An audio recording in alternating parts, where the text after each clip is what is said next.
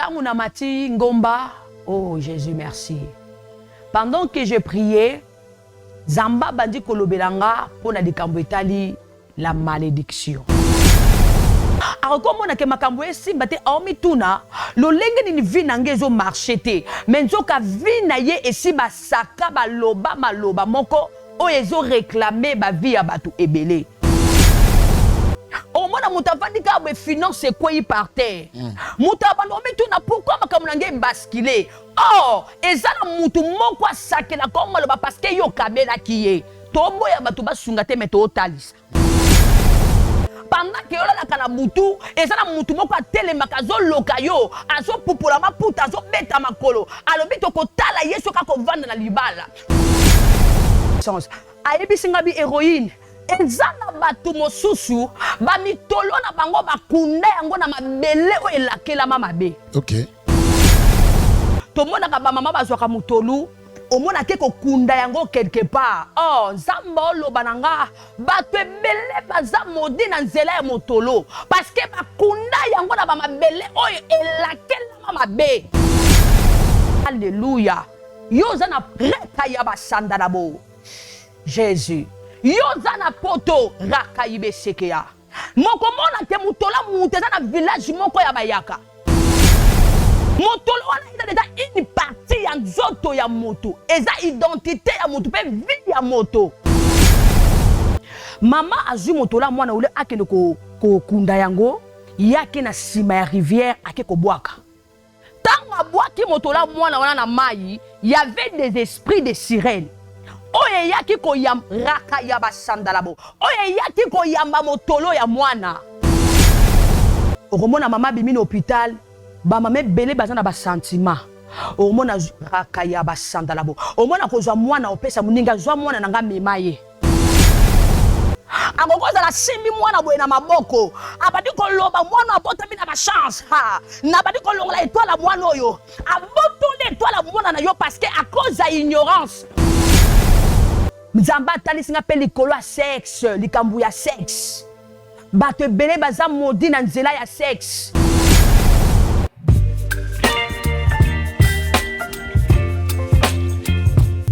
Sala juste ya bolingo pona ba orphelin. Na Orange Money plus 243 84 701 00 82. Orphelinat Les âmes que pleurent, avenir yaba orphelin. Bozale belé bokota l'émission de Shalom, shalom bande konyo sobolanda rabiso na kati ya chaîne chez biso télévision. Na émission malamu, émission d'édification, émission yo pesa rabiso ba réponse ya mituna na biso, émission oyo et matarabiso encore une fois connaissance, émission oyo salara keno au découvrir d'abord spiritualité, aussi penser à Nzambe, c'est très très important. Et to pamboli bana Nzambe nyo sobalingaka émission politique des stars. Politique des stars na biso à chaque fois.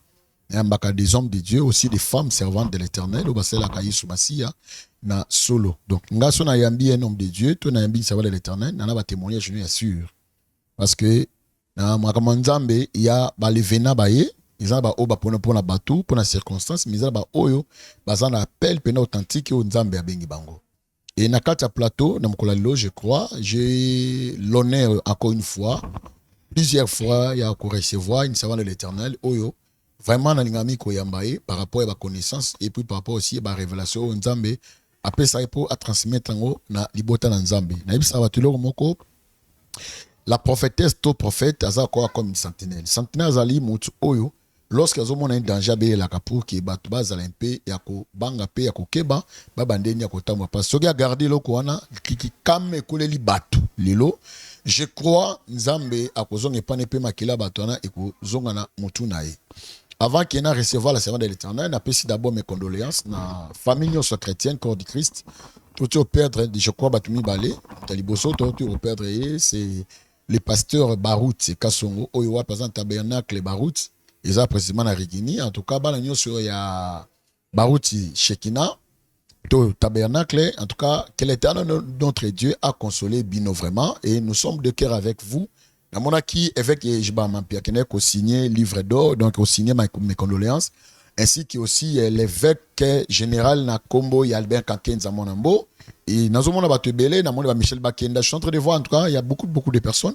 bazo kene kuna kolala kola muka coup de tonnerre beti biso nyonso nani auto tika biso Mama Blanche Kandolo, la femme de notre pasteur Otolingara mingi na kombo ya papa Marcelo Tonasi auti kubungisa vraiment son épouse doit témoigner à chaque fois soit au voyager à témoigner pas la ksakaye basa na nzambe bumba rabasi na bino. Beaux exemples, il y a homme de Dieu atkala kubumba moi c'est Mama Blanche partout les kanakanae à la kisakaya bomba kaité. Donc un homme de Dieu atambola ka sans que présenter moi c'est info keba en assisté et puis on retourne appelle la servante de l'Éternel. Question pour ça, ça va répondre là. Pourquoi Kuboma moi c'est pourquoi Kuboma Bali to yebate les alaganini surtout qui a officialisé surtout à Balio. Et puis on va passer au système otika bas na Afrique d'ici aux Yomoko na kata mission na ebité. Et là ma question peu moins belé avant qu'il y ait une révélation. Je dois vraiment lui parler, il faut na tout naï par question parce qu'il faut à répondre biso. Et puis là on est ça là kayo passer aux élevé au linko balate. Au balate pourquoi nini kanga kayo.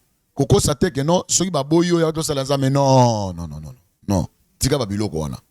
Vraiment to me pe retourner. En tout cas, église Mobimba o et to benga la compassion na deuxième mairie. En tout cas, tous a de cœur avec vous. To bi que ko koufela maman na kat église ezali choc ko beta lelo. Ne ba tumso des fois boya matanga bokende mais pour papa Marcelo matanga yo continue parce que motema niza ko sene na ebité ba ko bokola bana na ndenge nini. Est-ce que bana baza bolingo papa maman ko ya to ebité. Dieu a donné, Dieu a pris, tkate gloire ezonga kaka epa ya kolo Yesu Masia. Je crois yango na nzambe vraiment pambola bino directement to yambi la servante de l'Éternel toujours que ne ko pese mbote puis et amekape ko ebisa biso ni na mebiso ya sika na mukolelo après komata mangenge kozala 6 jours ya kozala fermé na kati ndako na ye. Et est-ce qu'il y a une révélation? Est-ce que mon agi liwa ya Monsieur Marcelo to ebite? Est-ce que mon agi liwa ya papa na biso ya Shekina to ebite? Peut-être ya yebaki peut-être nzamba ilubi ke. Mais pourquoi Nathan a dit en côté ayobaka siko nabi peut-être, je n'ai pas affirmé mais nabi peut-être. Shalom Papa Eric. OK. Maman Héroïne, ça fait un bout de temps aux ans la disparition aux mon até na émission, ils a dit nini. Bon, na zwaki révélation, ninge zamba recommanda kinga il faut na mata moi ba quelques jours na montagne ya Mangengenge. Yango nazalaki un pays na ba concentration. OK. Nzambe memaki na Mangenge. Nzamba na Mangenge to pourquoi vous voulez tellement combattre ba montagne Mangenge? Pourquoi ka Mangenge? Pourquoi si tu prenais ka Mangenge? Il n'y avait pas recommandation. Bon, ngomba to matakango na recommandation. Ngomba ko matango teka olamuki boye o na ke ngomba. Ngomba nyonso soki o mati yango, il faut nzambe a recommander yo. Na ngomba nzamba zalaka te. Ezande biso batumi makanzambe na ngomba. Alors ce que je recommandation que il faut que des places telles, c'est que nzamba wi ko tinda yo na le ya concentration o alingi ozala yo na ye tête à tête pour que arrive le peut-être ma campus ezaya ko batama. Voilà. Oh, ah d'accord. Donc ça dit bango manyo son nzamba zalaka te, batune bagena na nzamba. Biso ne tomi makanzambe na ngomba. Mais il y a aussi plusieurs dieux dans la montagne. Il y a aussi Christement Ngomba, c'est Bobo Zanzambe na bango. Tout le monde qui même aussi na iloko ya Eli et puis na Nzamba Bal, parce que le cola ya montagne. Ouais. Alors Ngomba. Bon, on a tout au côté. Naza avant au côté de mambo mimi. Quand même aux église quand même ecclésiastique aux pentecôtistes bato ni mamuli mon nzambe bato ni kitela bato ni mama nyoso. Nous sommes des chrétiens. Vi ya ba mort yotu ko s'est passé en 2024 n'habité et pas na yo.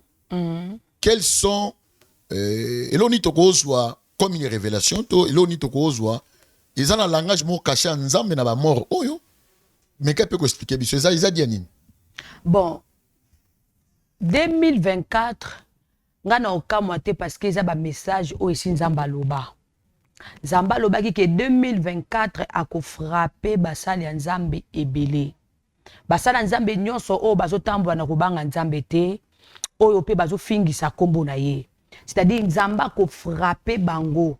Donc ba mort e ezotambola nanu pe silite donc ezalaka ba mort ba nozala sibite olamuki ka buto yoki sango to lamuki ka buto yoki sango. Donc e rappeler biso ke nzamba zolinga mutu na mutu azonga na chemin na ye, nzamba zoluka mutu na mutu asalela ye na bosolo oya tengama ki alongwa ya kotengama azonga na droiture. Parce que Nzamba lobi vraiment que ako frappé. Mais pendant que nazaki na montagne, Nzamba lo balanga toujours de kama basala Nzambe. Que il est temps que alongo la basala Nzambe belé au bazar renommé pour que a susciter génération ya sika. Donc voilà, et comme ça coûte tout. Basala Nzamba renommé, et Nzamba longo la bango, ça dit Nzamba il s'agit faut longo papa Barouti. Bon, natangi kombo ya papa Barouté, mais nazoloba la plupart ya ba o bazar renommé o ba la Nzambe na kubanga Nzambe te. Wana Nzambe yemo kwa yebi bango. Quel sont les témoignages on vers papa Barouti kasonga tu o tutika biso, ba témoignages nos anango. Bon, papa Barout, en tout cas za papa moko na sepela rane non makasi, ba prédication na ye a par la capé a te akabiso Jésus-Christ de Nazareth. Okay. Donc, à présenter Kabiso Nzambe. Donc, ma prédication na belé na landa kango ozomona vraiment que azamutu o azomema peuple de Dieu pour que ba hériter royaume des cieux. Sangone au Kufa, c'était comment aux qui on est vous avez na lalaki to batine ko message. Bon, sangone écoute kinga nazaki na téléphone et subitement na moni message ekoti. En tout cas, nazalaki vraiment abattu et ça là qui vraiment passe. Qu'un grand baoba qui a Kufa. Vraiment, ils a tellement douloureux. Donc, on a profité pour couper ça, mes sincères condoléances na famille, puis na corps de Christ nyonso. Ok, merci. Tolai tolamuki. Nebo bakabasi pembe babanga ngongi bangaki bango. Mais aujourd'hui, Dieu a fait sa volonté et pas papa Marcelo Tunasi oyo atambola partout dans mon cinéma blanche. A bomba ka été za mission no sa naye et directement mtasal crise cardiaque qui poids qui azaki a bonne santé et les lois azate de la Kufi. N'habité elo nini ko koloba elo nini ko pe ko bimisa ngo na mort ya mama Blanche Kandolo. En tout cas, liwa ya mama Blanche est interpellé biso ba autotikali. Parce que vanité de vanité. Tant on a tali publication ya mama Blanche qui a Kufi na lela ke sika nazaraki. Nathalie comment que il y a même de jeunes filles au ba osala lolendo même ya osala la Nzambe. Il y a même des jeunes filles au bateau l'exaton ya kufinga kabatu. Mais quand elle a une grande dame, elle est tellement belle, mais subitement muta kufika aboué. Donc et interpeller mutu na mutu ke toza ba passager. À quoi bon ya kusala lolendo, à quoi bon ya koluka komi mona. Parce que tala mutu aza mosali ya Nzambe, mais alalika to la muki to moni muta kufi. Donc et ça dinga vraiment tellement pas si toyebi eloko loba te nyonso eza volonté ya Nzambe. Mais Nzambe a consolé kaka mosali na ye. Donc condoléances na famille, mes condoléances aussi na corps de Christ. Nzambe continue toujours ko fortifier bango. Voilà. Merci beaucoup. Je crois le corps ya Maman Blanche et qui taille lelo na 3 heures. Et utaki précisément na Turquie.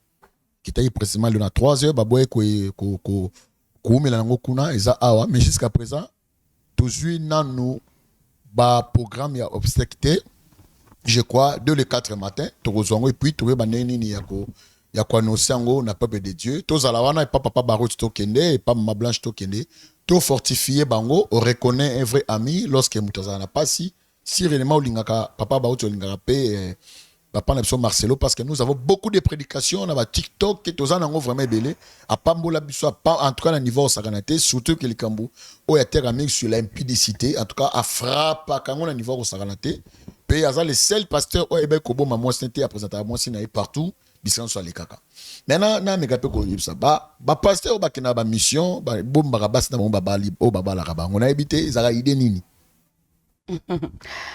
Ce qui pasteur à Bali Moisi et quelqu'un mission à Zobomba Moisi na ye. À présenter à Moisi peut-être azaza célibataire mais moi ça na fils na bana na Canada moi ça awawa to mobala za donc wana c'est que azotambo na vie à sanctification te.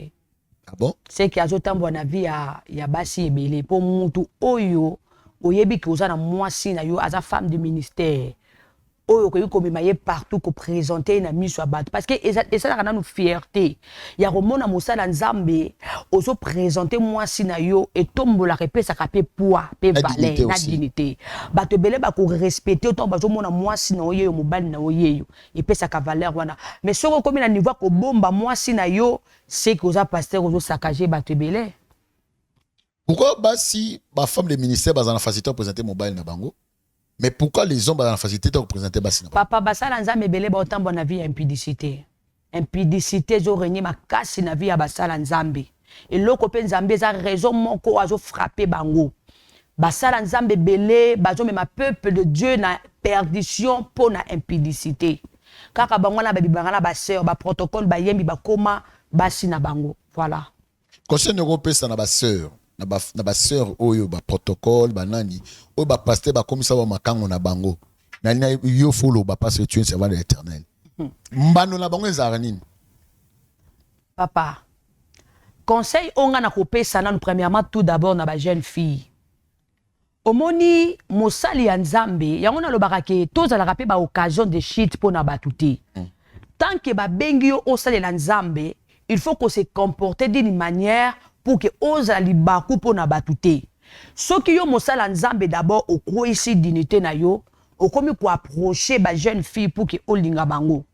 Mwana mwasi pe ole aboya ya kolinga te. Yé pas kolinga ça n'emporte ba moné que pasteur aza renommé, pasteur ayebani ngai pe na linga yenga pe na koma kingani, mwasi ya kingani entel. Mais bazo bosa na ke mosala nzamba kozala to mona lelo mabe. Mais alliance na ye asa na nzambe to yebi angote. Le biche de kotangela mutu mabe ke ata ndumba zo sala boye. Mais alliance oya sa na nzambe to yebi angote. Une fois que yozo bimana mosala nzambe et surtout aza marié. Yeba yango papa ba jeune fille ebele bazo mema bilakeli mabe. Ebele zo mona ba comme na ba difficulté na mabala, mabote zate pona nini abimana nganga ya nzambe. Ko bimana nganga nzambe la nzamba ko frapper ete ma frapper yo. Pour oye ko détruire parce que soko moni muta memeli o tentation, c'est me ya ko kima yango pour éviter. Mais tant que yo pe okangami nango c'est que yo pe o sepe nelo kango yango ebele ba kozala vraiment frapper. Merci ebele ba kozala frapper ndenge la servante de l'Éternel Tigoloba, maman héroïne et puis directement on est juste entré. Maintenant to côté na notre sujet wa inongo na mukolalilo. Nzamba lobisuni. Mosakoli auti ngomba ye Bible obitango sama ne kokota tene ko banga auti ngomba ye ali biso nini. En tout cas, premièrement, je bénis d'abord le Seigneur parce que nzamba za malam. Tangu mati ngomba, oh Jésus merci. Pendant que je priais, Zamba bandi kolobelanga pour na dikambo etali la malédiction. La malédiction ya lingana to benga ngoni bilakeli mabe voilà. Atali singa likambo o etali bilakeli mabe. Alobi nanga héroïne. Ezana batwe belé bazo vivre na kati ya bilakeli mabe. Ezana batwe belé ba vina bango eza maudit. Ezana batwe belé o yazo vivre lelo eza bilembo ya o balobela ye. Ezana batu mususu balobela bango makambu mais ye moko kutu ayebite ke basaka maloba moko pona vi na ye. Akomona ke makambo esimba te aomituna lolenge ni vi na ngezo marché te mais nzoka vi na ye esimba saka baloba maloba moko o ezo réclamer ba vie ya batu ebele. Yango zamba lobi nanga beroine kende koloba la peuple nanga ebele fo ba lukanga. Ebele fo ba luka délivrance, ba bimana kati ya malédiction. Batu ebele bazo vivre na se ya bilakeli mabe. Nda lobi nanga kende partager yango partout. Yango message o vraiment na yekolobela yango na sur la malédiction. Reçoit un koyo kanga nini o nzambe amemeli biso. Soki to kotanga. Oui, pas de problème. Pas de problème. Bozo la Bible. Bozo la Bible bo verset ba repesa ozana moi bloc note na yo. Il y a aussi des points où à des fois la servante à loba ça peut aussi aider biso na yo. En tout cas, prends le temps ya nango très bien pour qu'on se retrouve dans magamo ba loba parce que quand Dieu envoie quelqu'un à autre serviteur n'est pas que ça lokola ba question tout mané ko tuna Dieu a fait que la servante de l'Éternel a les kanango awawa pour à partager en Voilà, tozana mokanda ya Nombre chapitre 22. On va dans le verset 1er. Je lis la parole du Seigneur. Gloire soit rendue à Dieu. Les enfants d'Israël partirent et ils campèrent dans la plaine de Moab, au-delà des Jourdain, vis-à-vis de Jéricho. Balak, fils de Tupor, vit tout ce qu'Israël avait fait aux Amoréens. Et Moab fut très effrayé à face d'un peuple aussi nombreux. il fit saisir des terrains en face des enfants d'Israël.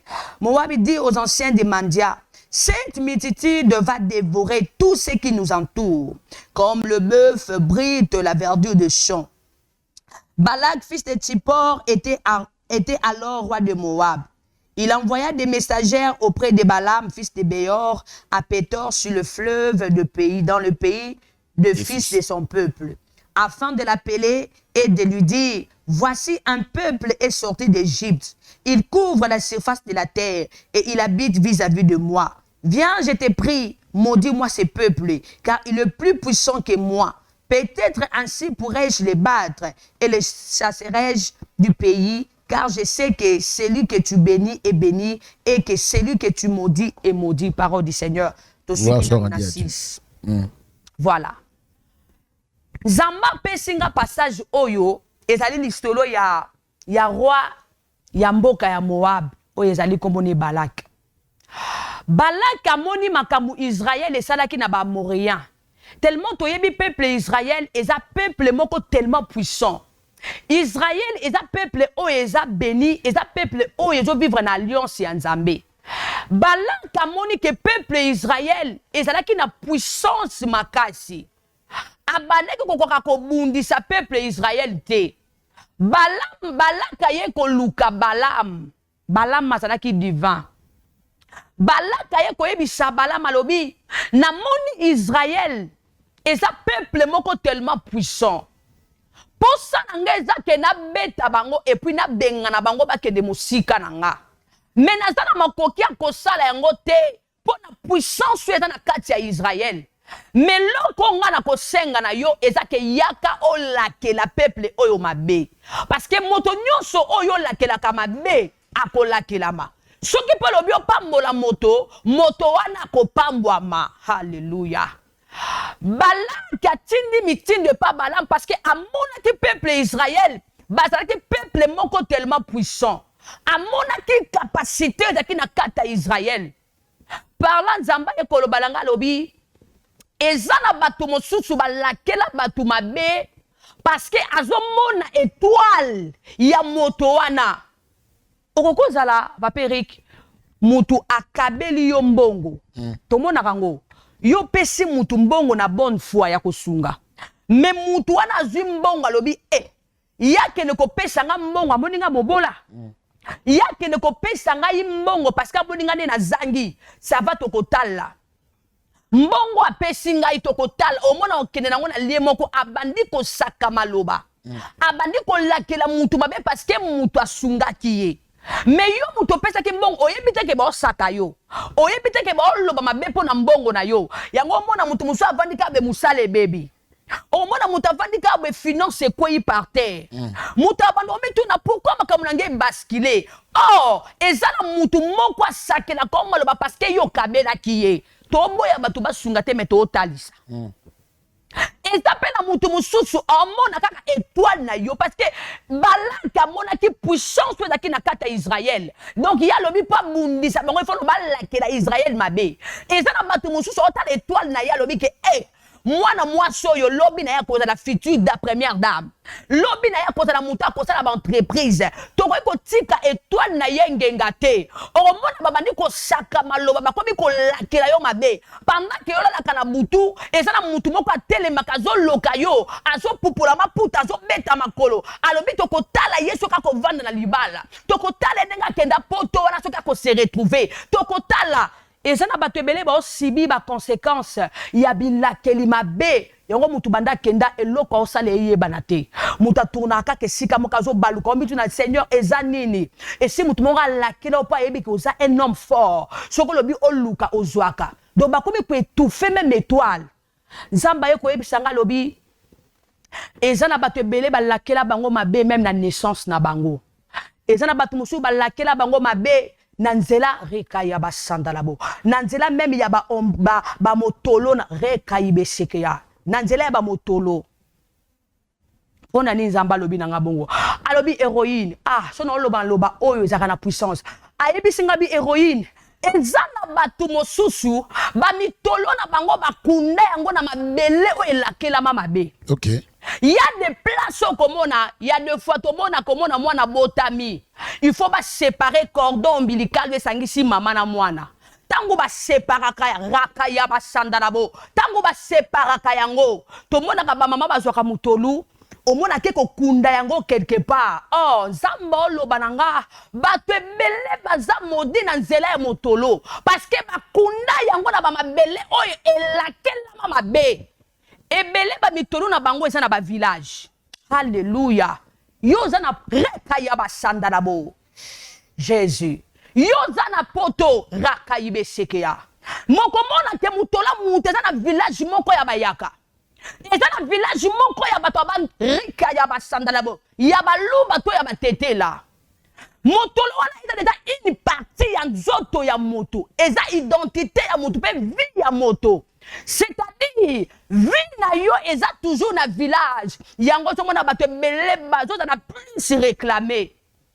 Muto abandomi tu na obi makambo nga na vivre euta wapi nzamba lobi source nango eza mingi na mitolo abatu. Mususu komona na yamba histoire ya mama moko témoignage ya mama moko. Mama wana mwana na ye abotami. Azu motolo ya mwana viki bande ko vanda pembeni ya mai moni ba mapango za na sima ba rivière. Mama azu motolo mwana ule akende ko kunda yango yake na sima ya rivière ake ko bwaka. Tanga bwaki motolo mwana wana na mai, y avait des esprits de sirènes. Oye yaki ko yam raka ya basandalabo. Oye yaki ko yamba motolo ya mwana. Mwana nazaki possédé na l'esprit des eaux. Mwana na kola ki mwana nazaki possédé. Mama lobi di kamuni ne ekomelanga. Mama ekoluka basala nzambe. Telemeza ki na église moko, mama nazalaki pasteur. Mama na kobenga mama kamoko eza awe esenga prophète azala pona consultation.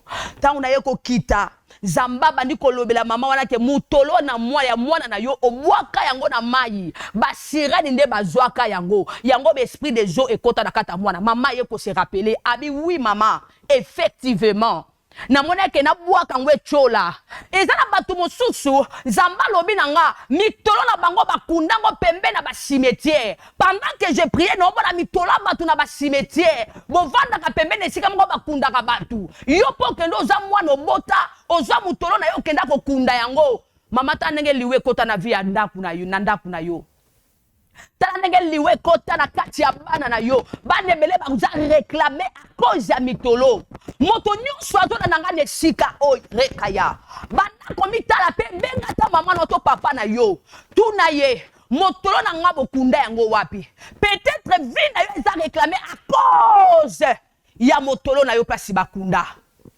zamba ye koloba nanga lobi ba étoile ya batu ebele étoile na bango balakela ngo mabe parce que mutata labi e aboti mwana kitoko manzamba lobi ngesa ba mama belé tant ba bimaka la ba maternité okomona mama bimi na hôpital ba mama belé bazana ba sentiment okomona rakaya ba sandalabo okomona kozwa mwana opesa muninga zwa mwana nanga memaye mutu pa kozwa mwana panda yo boti mwana opesi mutu mwana mema mutu akomemelo mwana oyebite ndini nazo saka pona mwana opesi ye akokoza la simbi mwana boye na maboko abadi koloba mwana abotami na ba chance ha na abadi kolongola étoile mwana oyo abotole étoile mwana na yo parce que à cause ya ignorance obimi na hôpital ozwi mwana opesi omona mama bibi na hôpital osala cérémonie o lelo boya fête eza po mama bibi na hôpital batu bakoyebele mama poazo ta mwana bomba mutu nyonso fa mema mwana betwala bato ebele nzamba lobi nange koyini balongola ngo pendant bazalaki ba bébé okomona mutu akola do sibi malais et c'est toi na ye elongwa pendant que azalaki bébé zamba tali singango ngamo ko te komelanga jour mama bimi na hôpital chance que ma mère aza mosali ya nzambe mama zwinga meminga tata mwasi moko azoyebisa mama lobi pesanga mwana na mema mama lobi te na opesa mwana te apusa di pembe na mama atalinga abando esa mama bi mwana oboti kitoko mwana azopesa nga posa na lia ye azopesa nga posa ko lia ye rekaya basandalabo chance que ma mère ayebaki nzambe mbala moko lobi stop te mwana baliaka ye mwana bakoko lia ye te na pambelo na kombo na ye fale bima kende abengani ye mais soki ezaki ke mama na ngai yebaki nzambe te maloba oyo aloba kengekela tanzoto yango mona mwana komaka kobela tu mona un certain temps mwana kufi maloba wana ezui effet ba mama tanto botaka omona camarade okomona tata mwasi to boy te to kangi bato ban docteur mais tozo talisa mutu nyonso komona zwa mwana muta kolobelo ba je mwana ya kozala mwasa mibale ebele yo potiki muta déclarer pona mwana na yo yango bana ebele bakoma azwa mobali wezo simbate ba déception pona nini akozala mwasi ya mibali ebele ba déception do se répéter maman kobota mwana na yo zo sokola mwana bitombola mwana oyo okosaelanga mbongo maman zo maudire déjà mwana sans le savoir bana ebele bakomi na prostitution à cause de malédiction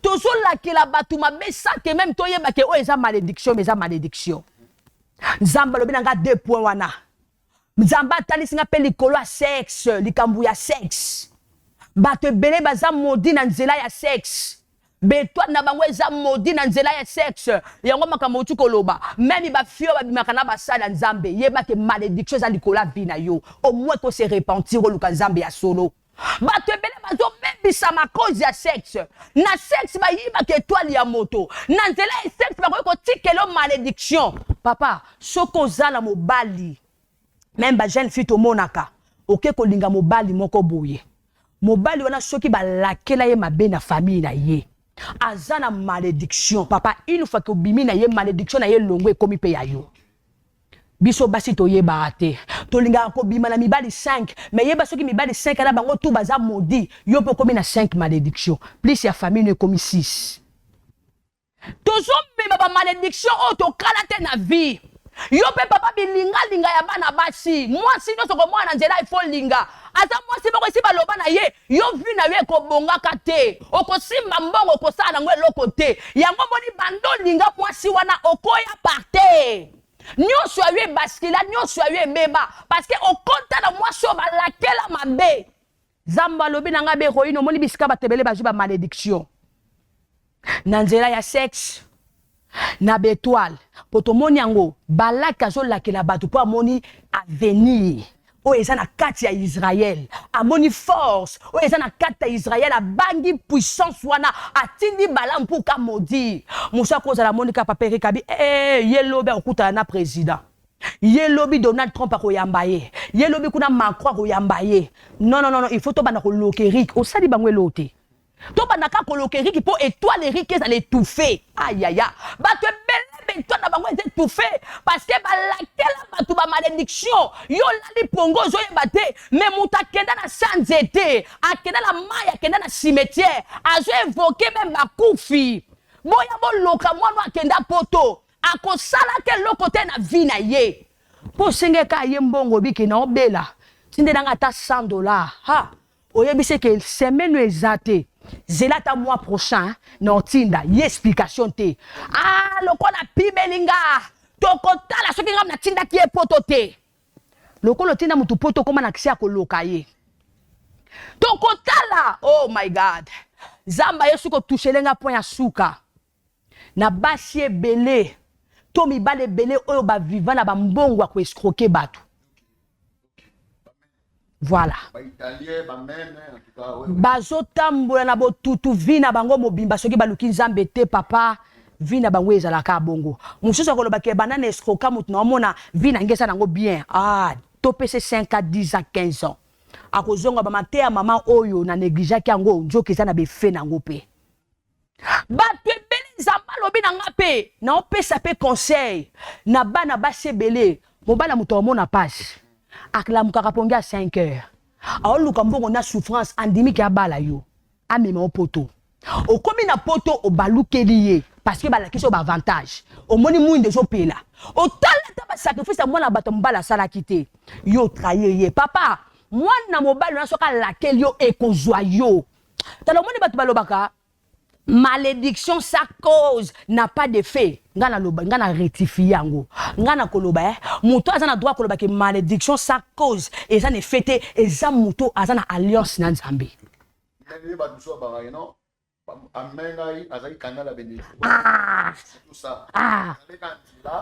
Voilà.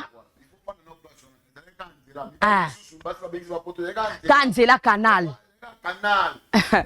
Papa, ya ba canal pe ezali, mais ata to kabwana nenga kimia. Ya ko kabwana te ko komi obimeli mutu yonde yanke. Okomi komona mutu na pamba. Tango deja obimi okena ki yanke miso ba kima ya kokima. Mobali to mwasi atikala bandi ko tangisa ma misu. Une fois que papa, eza makamususu, mutu aka na posa te aloba na munoko, ma ya misu ka tango ezo kita et si ozo lakela mama be. Biso bato lingi ko pesa bato ba choc ba déception. Yeba yango ataka mutu azolela. Il suffit ma misu etangi, il suffit ba baga héroïne, papa, ezwa. Ezwa. OK, merci beaucoup, je crois et télévision est à temps, éviter de toucher un nini. Nanion sona pesa biso remède dans quelques minutes et na malamo lobby, bato ba kuté makambwana, mais na pona ko bima. Tobengo exode, pona ko bima, il faut batana. Eloko na koloba, omoni Matteo to na oloba ngo, osati même que puissance ezo simbanga makasi. Eza Matteo moko eza tellement profond. Mais loko na kosenga na mutu nyonso alandinga na Matteo oyo, soko za touché. Oyebi ke bakamu nyonso na lobby o nzamba tindinga ngamba na lobby te nzambe que oza concerné. Na koloba na la première des choses, il faut mutu nyonso aluka délivrance ya vie na ye. Délivrance est important. Et ça m'a comme et salama la ba vie na biso to zalaka na ba ignorance. Nzamba zo recommander mutu na mutu aluka délivrance. Nous koye ba origine, place ni ba baby c'est étoile na yo, place ni vie na yo ekangama. Soko za concerné que maloba o eza pona yo, lukanga na privé. Et ko na ba remède on a coupé ça en privé pour na ko landela batu wana délivrance.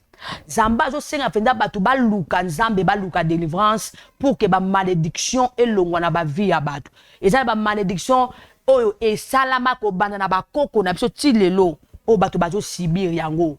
Alors muto za na besoin de délivrance, contacter ngai. Zambe wana tana posa ya kokangola mutu nyonso oya kondima. E pesa meli mutu nyonso te. Mais oya kondima ke na luka prophétesse pour que Allah qui sanga ndengeni na koyi ko sala pour que na bima na bilakeli oyo naza disponible. Mon numéro est là, eza plus 243 80 84 35 848. Plus 243 80 84 35 848. Ce qui au bengi au kozwa directement ngai na kolakisa ba remède ni nesengeli au sala pour que Nzambe akangola yo. Voilà. Pour que Nzambe akangola yo, je crois ce numéro est là, et ce numéro na c'est une dernière question à retourna. Tu as une activité mo au sala, et ce programme te. Ouais. Nazana activité mo ko sala na mois de juin, et ça le 26 juin oyo kaka. Ezaka concernant thème oya malédiction oyo. Pour Nzamba lobi nanga na tambola vraiment partout na panza évangile oyo na bomba ngo nanga mon côté. Activité wane ko salema le 26 juin, to appelle na besoin ba soutien. Moto ko za la toucher que olingi o soutenir activité wana na mo ko louer kit na yo, ko louer instrument, to beng ça peut basala nzambe ba ko zala wala ba yembi ba ko zala. Olingi ke o contribuer atana 100 francs na yo 10 francs na yo pour na ko soutenir œuvre wana zamba ko zanga te ko pambola yo pe tozo linga pe ko banda ministère. Voilà tozo banda pe ministère moto ya Monica ko zala toucher ke mama e naza na mo place na nga yango yo yaka to mama e contribution à loyer na nga yango tozo duka ba loyer olingi ko contribuer na loyer na moi kit na yo moi micro na yo moi bafe na yo ko hésiter te ko contacter nga na numéro na pesi wana zambe oya pambola ka ko zanga te ko pambola yo. Que Dieu vous bénisse. Merci beaucoup. Maman est remis à l'objet, c'est-à-dire activité, il y a 3 jours, il y a 2 jours. Oui, il y a 3 jours. Il y a 3 jours. Et je crois, on peut s'adresser. Aux la photo, peut-être nous avons besoin de famille qui est les Kuna. Il y a comment on peut s'adresser. Oui, oui. Parce que on peut contacter ma famille à Bango. C'est ça. En tout cas, Batinda vraiment Batubaya pour les camboytali malédiction. Batinda penda Batubaya numéro et adresse ezali. Tous en commune ya Masina. Quartier D, route BKTF, avenue Bandundu, numéro 46. Référence, c'est-à-dire direction ya Tombola. Commune de Massina, référence, route BKTF, avenue Bandundu, numéro 46. Référence, direction Tombola. Voilà. Les bandes du 26 au 28 juin. Botin na bandepo, belé na mokolango pour participer. Vous avez besoin d'aider maman héroïne mais pour na kolo instrument au tindi mbongo pas na directement il a soutien à obliger mais on peut ça ba bois kayo ba ça il côté tu peux aussi ya kusuma musali ya nzambe musala nzambe ya malamu. Je crois là à chaque fois que d'arimaté ya ministère zali autour là d'arimaté l'ingeta mon bombaye ce pour là ça là je sais na yo dépôt de talanga au contribuer vraiment la 10 francs na $100 parce que l'instrument qu'on louer c'est trop cher l'instrument un jour c'est $300. Alors ce qui mon rôle que maman remis appelle ça 900 pour 3 jours gloire à Dieu. Mais on a besoin de filmer les canaux télévision gloire à Dieu. Mais on a besoin de mon affiche bas chamouné les il fait $150. Maman on a besoin de 100 chaises moi je crois dans 500 francs 500 francs 500 francs on a 1000 chaises dans ma maman on a tous a besoin qu'il y ait mon abo dans ma maman mais après pour ça là 3 grandes journées on a azulu kapé espace ya kobanda où ils allaient ministère où nzamba tcheye moko ils allaient ministère les rachetés de Christ voilà bato ba souma me payer soumasiya bana baza par tellement éparpillé azan besoin à rassembler bana wana ko sungana yo ça peut aussi aider musala nzambe epana nazana espace moko na lemba ils allaient prendre mo na tchaka batute na besoin sala musala kuna espace zali pe santa mozana te mama luka place nyoso obana musala na kusunga. Mouton s'est retrouvé dans le Cambo, ma mère dans le lobby, son numéro est là. Benga ko benga prophète vérité. S'il te plaît. Benga ye moko muto azali na to benga ngo azana mbeki ya mai pour ko pesa solution ezali. Benga ye solo na ye ko bomba le Cambo te solo na. Azawana za disponible 24/24 heures. Benga ye na ba air. So peso air benga bo benga. Délivrance va nous kagago, il va te faire d'activité. Le but connaître la vérité à côté de la fâche. Vérité amour. Peut-être totalement la malédiction. Il m'a bassi mo yo. Même yo pe frère. Au bimana ba chante de l'Éternel. Au kanga bona ki se amour amour. Yara te ba ser ka te ba bima. Ba ser na ba pasteur. Et puis ba je pas mana ba maman pasteur na ko. Voilà. Asa prophétesse na pi mana na ko na ko la ki sai. Apo petit so. Moi ma prophétesse so ni na ebiye. On a pas sa malédiction. On a pas mutu. C'est ça. Pas sentiment.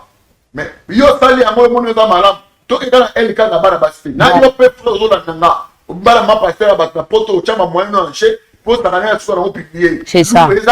Malédiction. C'est aussi malédiction. On y a encore maman passer à battre. Maman passer pour y encore papa passer à battre. Et après ma bé, tout le cas pour se réparer. Christ a besoin de te feloter. Il a besoin de soi qui est l'autre. C'est ça la mission. En tout cas, pour commencer dans ensemble de bobé, nous avons nos pas mon en tout cas, pour nous, on a c'était benga le numéro naïe. Bengaye pamiaya bengaye numéro orientation sur mon maillot ko beti le pasteur tel na tinda kambo e pato ayo yena makamno yana na blessé na et puis quoi ça va avanti ndenge de comment va ça na avanti asu moi si ko ça va passer bangamu gare à toi frère gare à toi famille au bosana basana nzana bokeba so que da convaincre maman est ko bengaye te so that convaincre bengaye ko sakana na yete c'est un de l'état a outi mangenge tant yo le shama olia muge uzana kinya otambula na château bamona yo biso to lali na malili libanda na mangenge je te dis na mangenge puis chaîne à 7 ba sakana basana nzambe qu'il faut faire attention surtout nous les francophones on ça basana nzambe za pambola bana ngani so benga ngao tout ça doit prier que Dieu bénisse beaucoup ma mère oui pe azan numéro na bengi ko se poser problème on nzambe lo zanto pambola to komi to kutani à la prochaine numéro, dans la même chaîne, et puis dans le même aussi épisode, il y a une émission dynamique pour le ça, et puis nous n'avons pas la dirige pour ça.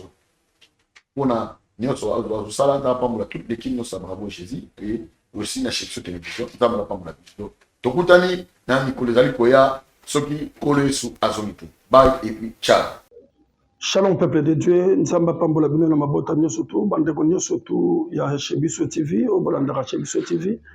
Oyebo yebi le prophète Josué Kitula munongo chaque fois nazaroleka pona kosenga lisungi na yo lisungi na ngai et que ça la ke bana obaboko na malamu tozo koloba chaque fois que on n'a pas de possibilité tozana makokite pona koluka moya kolesa bana oyo et soko tali bana ndenge baza kolia et soko tali même ndako tovandi bakolakisa bino bokomona ke ndako za malamu te vi bana bazalaki nango na beyate na vi bazana ngo leza passe même soko tali place bana baza kolala okomona ngo eza penza malamu te yango na topusani pene na bino bandeko nyonso to o boyebi ke bo soutenir ka orphelinat, bo soutenir ka ba orphelin, bo soutenir orphelinat oyo, bo soutenir pe ba orphelin oyo.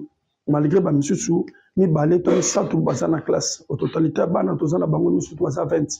Et ceux qui botali bana ndambo bazana classe pe ndambo bango batikali awa. O bazotanga bazamuke, o bazotanga te bazaibele. C'est pourquoi na ye na chaîne na biso chez Biso TV, bande ko nyonso to bolanda chez Biso TV, bo soutenir bana oyo bazwa pe via malam, bala na bisika malam, bavanda na ndako malam.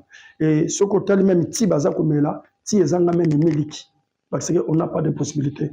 Tu n'as pas une de konangaï, soutenir biso, na $1, na $2, na $20, na $100. Pourquoi pas ceux qui doivent ensemble sur un million, on soutenir biso na million nayo. Même bana baza kozanga bisika kolala, tous en a besoin. Il y a caleçon nayo, tous en a besoin. Il y a les papas nayo, tous en a besoin. Il y a lamba nayo, tous en a besoin. Même il y a ba matériel afin que bana oyo bazo bisika penza, il y a revendre malam. T'as les bela bana oyo.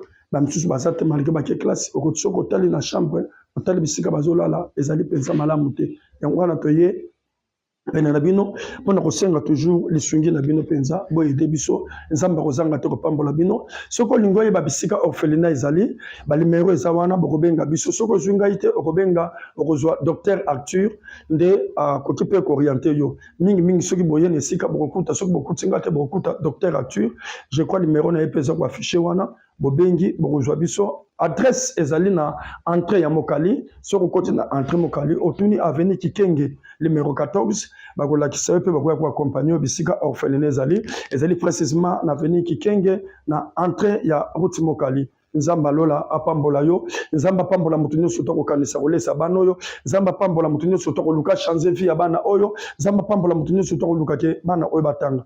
Nzamba pambola biso, nzamba pambola chez Biso TV, pe nzamba pambola bande ko nyoso tu na kombo na Yesu Kristo. Amen. Napesi moyini nanga mbote, moyini bonjour, moyini nanga bonsoir.